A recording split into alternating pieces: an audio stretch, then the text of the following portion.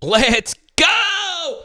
Lightning strikes twice! Commanders fans, I don't even know how I feel about how everything went down in this game, but our guy was gritty all the way through. Look, man, he's able to get through this linebacker and take it up for the first freaking down. So we'll get to the calamity at the end and a few harsh, honest truths. Okay, so this is a problem. The extended red zone and just the red zone itself, right? This ball's on the 23-yard line, and not being able to finish drives is a problem, okay? Luke McCaffrey's not open. He's eaten alive. Obviously, this camera angle's tight, so when we get to all 22, we'll do a breakdown on our Wednesday night live stream. Yes, Commanders fans, we go live every Wednesday at 7. Maybe this Noah Brown dig was open, but this ball's not even close for Ertz to make a play. So 3rd and 2, nothing Jayden can do about this, and this is really good quarterbacking, okay? Can hit any one of these in-breakers, obviously not this one. You can hit Ertz right here, or you can hit Noah Brown, and it hits him right in the chest, and you've just got to hold on to this. Give the DB credit for making a good play, but, I mean, you just got to catch that. 3rd and 7. Really, really, really poor protection, and that's what happens when you play Micah Parsons. And this is probably the only podcaster alive that can catch Jayden freaking Daniels. And look, he honestly just had nowhere to go with this. Okay, you'll also see on this 3rd and 7, when you know you don't have good protection, I like running shallow drags. It's one of my favorite things to do because, you know, if they tee off and blitz you, you could just hit them. But it is what it is. Maybe this to Ertz would have been open, but he really just didn't have any time. So he's got to just run and just basically throw it away. 2nd and 12. Jayden starts off looking left, works back to the right, and hits Noah Brown.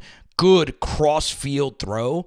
And, you know, Jayden, he doesn't have like the Josh Allen bazooka, but honestly, from one hash to the sideline types of throws, he gets a lot of power on it.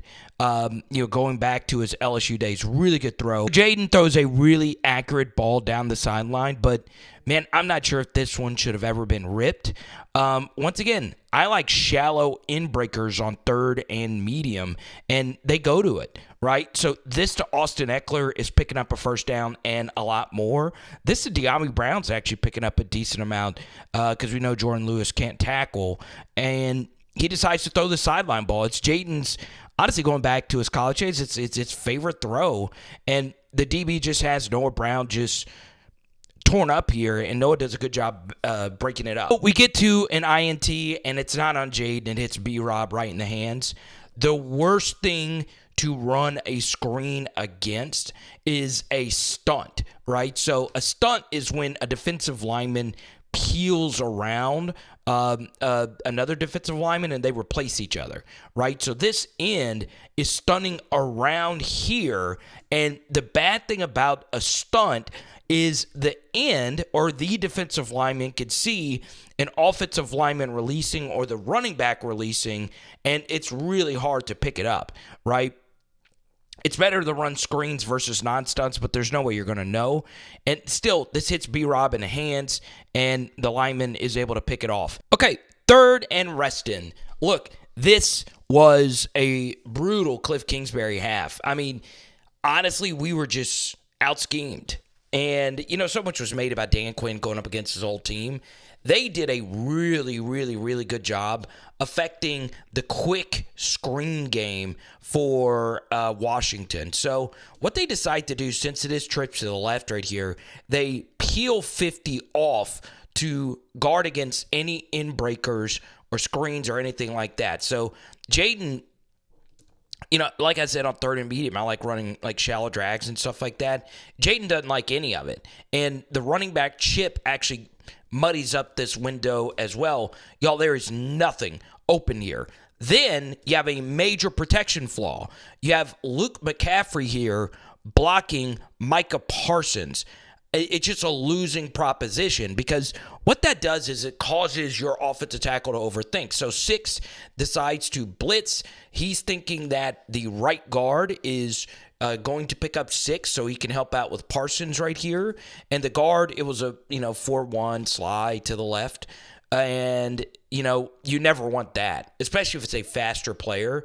And there's just nothing Jayden could do, right? All the routes were to the left. And honestly, Jayden is never going to turn the football over or throw across his body, something stupid like that. If this is Will Levis, sure. But if you want Will Levis to be your quarterback, go enjoy losing. So 2nd and 7, and Cliff Kingsbury makes a good decision. So they're guarding heavy against these screens. So run some screens to the right, but actually throw to the left. I actually think Jayden has an option. If he wants to throw this to Ekeler, he can.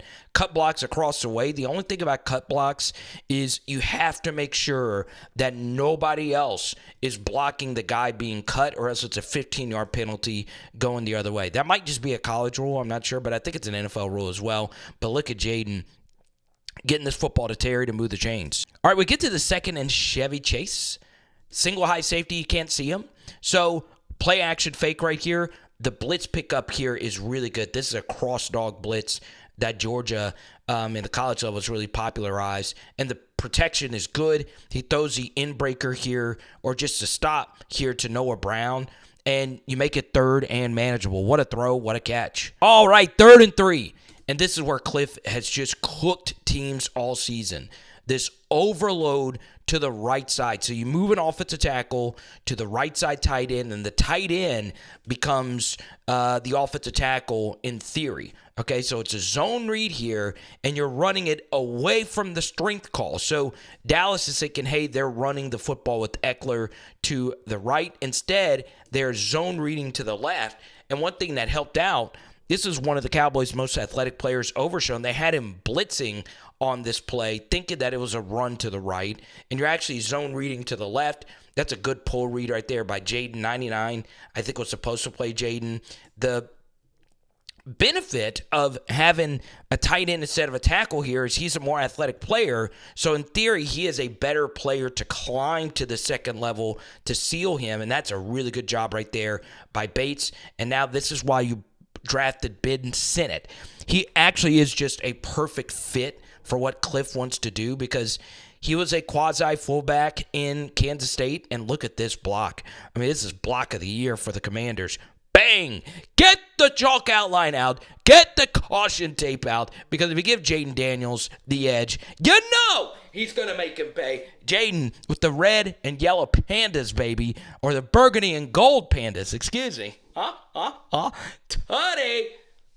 HTTC all day. Let's go. All right, I love me some Jayden Daniels. I really do. I think he makes a mistake here, okay?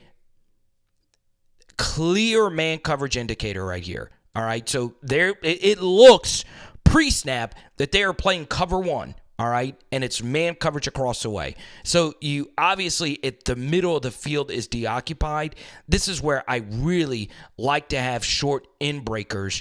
And honestly, this could have been thrown. Let's see. It looks like they're running smash here to the bottom. Smash is not really a good man coverage beater as it is zone. That's eaten alive. It looks like that's eaten alive here at the top. It's impossible for me to see. So Jayden's looking here. And this would have been bang, bang right here for the first down if he decided to read to the right side. This is where I think Jayden, and Lamar goes through this as well, them being one of one QBs. Right here is where there is extra value in tucking and running. So what they're trying to do here is run a stunt. So it's not a zero blitz, so they have like 6 guys to block 6 right here. And what they try to do is run a little twist. So he blocks and he allows Overshown to come around, right? It's kind of like a pick and roll, and you'll see that they blow the assignment. So Jayden, if he tucks and just goes, he's picking up this first down and then some. But remember, we talked about Overshown being a ridiculous athlete. Look at that. I mean, look at this. Look at how quickly he pops up. All right, this dude is a freak, man. He is a freak. They don't have these guys in college. And And 99 does a good job crossing the face of the right guard to help pick it up. These rush lanes just close so much sooner in the NFL. In college, Jayden is still finding a way to get through there. But if he had tucked and ran, such as when you see pre-snap here and everyone decides to go and they're playing man coverage, this is where you want to make them pay, right? This is where I don't mind you, right when you see a rush lane, you just go, especially if they're playing man. So as you can see, Jayden just waits a half second too long, and he's like, okay, nothing's open, and they're able to get up. But honestly, there's few linebackers that are getting up that fast. And the right guard let 99 cross his face, and Jayden almost makes a miraculous play. If Ekeler catches that, he's getting the first. All right, so this is where you want Jayden, okay? Crunch time, down by 4, and you give him a really good play design. Lincoln Riley runs this a lot, and obviously the USC tree, you guys know the connection there. And it's a fake pitch, and you're running a tight end into this space. Good job right there by Bates. Nice, good chunk play to get the drive going. But you fumble! Ugh. Okay. I'm about to make some Maryland Terrapin fans of the channel happy. Who remembers Steve Blake? The point guard, Steve Blake. Okay? That's who Noah Brown is. If Steve Blake is your starting point guard in the NBA, it's probably an issue. But he's still very good. That's who Noah Brown is. He is your number 2 option. He's not bad. He's very good. He's solid. You prefer to have another number 2 option, but he's just good. And it's because of catches like that. And Noah Brown's a good 3. I don't know if he is a 2, if that makes sense, right? So, you have some checkdowns open, but you get the football down the field to Noah Brown, who was just really freaking good in this game. Obviously there were some times where he was locked down, but, man, he was just very, very, very solid. Okay, so another rough protection rep right here. They put Micah Parsons in a 3-tech going up against his guard. It's also a little unorthodox because normally the 3-tech's going to have his left hand down, so you have a speed rusher in an unorthodox stance, and Allegretti just whiffs. So Biotish has to come over, save the day, going up against his old team, and Jayden in the spot needs to step up, okay? Step up, tuck and go, all right? Step up, tuck and go, and you see he just kind of runs into the sack, and once again, his ball security is ridiculous. How he was able to hold on to this ball, I don't know, but still, big sack. Second and Fairfax. You take the sack, and then guess what happens on the very next play? Jayden is just that level of a competitor, and, man, this honestly is a really good job by the Commanders staff. Left side of the line struggling versus Micah Parsons' alignment, so get a double and a chip to help this left tackle, the rookie from TCU, and everything is just protected really well, and Jayden has a tough throw to make right here. You're running dagger here, so a vertical, and there's a dig that is actually running right behind it. So you have to let this develop, and you really got to get this up and down over the overhang right here, or over the safety. And look at this ball location, y'all.